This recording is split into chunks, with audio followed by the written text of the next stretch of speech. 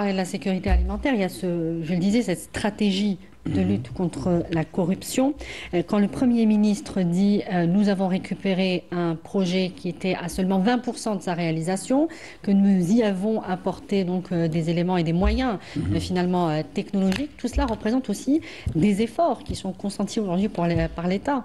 Bien sûr. C'est pas seulement de la récupération. Bien sûr, le déséquilibre est là dans la mesure où entre le taux d'avancement physique et le taux d'avancement financier, un écart a été constaté. Oui. Donc un avancement physique qui n'était pratiquement qu'à 30-40%.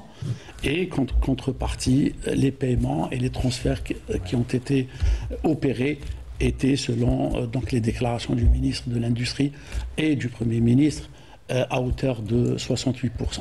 Ce qui a entraîné un surcoût déjà, dans la mesure où les installations avaient souffert de conditions de dégradation qui ont nécessité des travaux de réhabilitation et donc des surcoûts dans le domaine. Et puis, une actualisation de tous les éléments du process qui ont nécessité d'autres investissements et d'autres négociations, aussi bien avec les fournisseurs qu'avec les entreprises qui étaient chargées de l'installation et de la mise en marche. Mais en même temps, le Premier ministre déclare qu'il y a eu quand même des économies faites au Trésor public à hauteur de 8 milliards de dollars. Hein. Ça, c'est les études. Donc, c'est toute la partie. À travers un effort. Oui, 8 millions de dollars, 8 millions d'euros. Donc, 8 millions d'euros.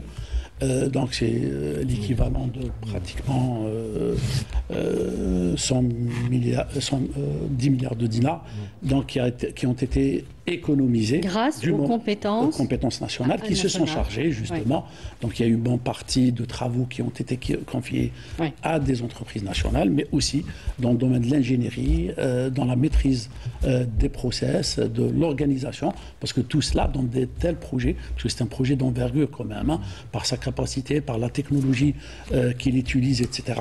Donc des projets pareils, c'est généralement 3-4% du coût du projet que constitue le coût des études techniques, financières et qui concernent l'aspect organisation du travail.